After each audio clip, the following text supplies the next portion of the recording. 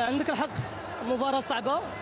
المنتخب السوري منتخب منضبط تكتيكيا، كيلعب بواحد الروح، هذا الشيء ابان عليه من خلال المقابلات بثلاثه اللي فاتوا. وكنظن على انه كان واحد المنافس قوي بالنسبه لنا اليوم.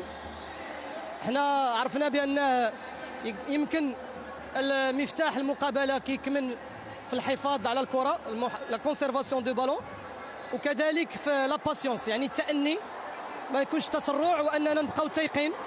كنظن على انه الشيء اللي حسناه في الشوط الثاني، وبان بان الفريق غادي وكيقرب للهدف.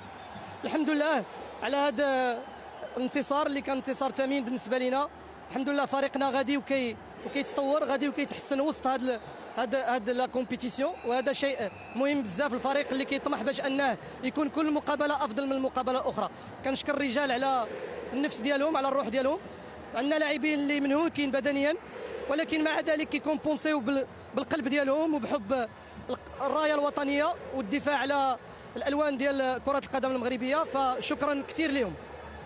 المواجهه القادمه تتمنى الجزائر او الامارات؟ والله ما يعني في هذا، كما قلت لك، في هذه الادوار هذو كيوليو جميع المقابلات كيوليو غير كل شيء صعيب. اي ما حدنا كنزيدوا في دور موالي وحنا كتزيد الصعوبات اكثر. فالفريق اللي غادي ينتصر هو اللي غادي يكون يستحق الانتصار، غادي نخوضوا معه المقابله ان شاء الله.